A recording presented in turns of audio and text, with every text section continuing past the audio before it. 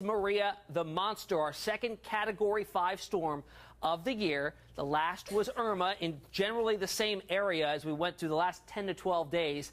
Now a very well-defined eye. It made landfall last night in the island of Dominica and caused ravaging issues there. I mean, it just destroyed parts of that island. You see that very well-defined eye still. It's about a 10-mile diameter eye wall there, and the strongest winds in that northeast quadrant. And we pull up the radar here from San Juan, Puerto Rico, just now within range, and we can see that defined eye on that radar echo. In fact, you can even see the eye wall, that area of yellow, indicating the strongest winds in that northeast quadrant of the storm. So here's the plot of where the islands are and where it made landfall last night in Dominica, and even that northeast quadrant moving through parts of Guadeloupe that caused some serious damage there. In fact, Dominica, a population of 72,000 people. This was the first ever Category 5 landfalling hurricane on record.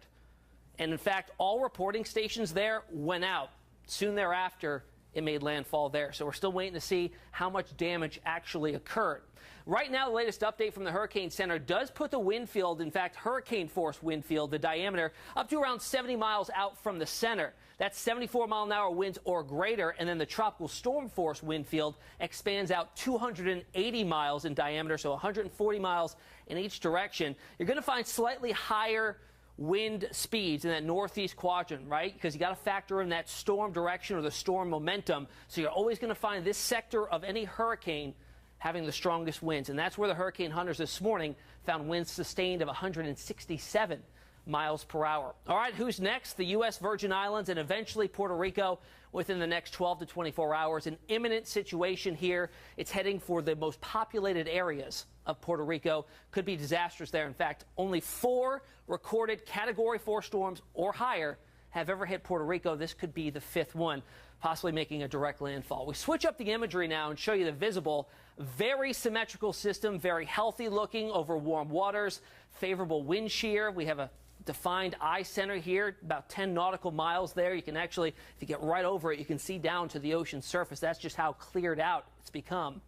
Hurricane watches and warnings up for pretty much the Leeward Islands all the way up towards Puerto Rico and even towards the Dominican Republic, up to hurricane watches there right now. We get close on into Puerto Rico and the U.S. and British Virgin Islands all under that hurricane warning.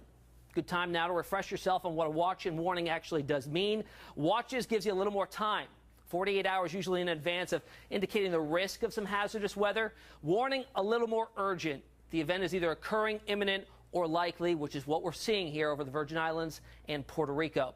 Category 5 storm right now. The latest numbers from the Hurricane Center as of 11 o'clock this morning.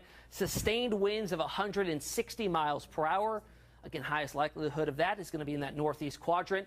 And there's something I want to show you here. It's a Category 5 right now, but it is expected to weaken down to a Category 4. I mean, really small drop in any intensity here. Still winds of 155. But I think the National Hurricane Center is anticipating something called an eye wall replacement cycle, which typically occurs in storms that are this intense. They kind of build those thunderstorms in so intensely that they kind of clog out the eye and then has to reform another one. And that usually leads to a little bit of some weakening here. So they're anticipating that. Not sure if it'll actually happen. It may even stay a Category 5 as it heads towards the island late tonight. Then the cone of uncertainty grows ever so larger the farther out in the future we get. Up to around 5 days out, or about 225 miles in either direction from the center line here. So the center of Maria could track anywhere within that with this certain cone. So we're going to have to watch that closely.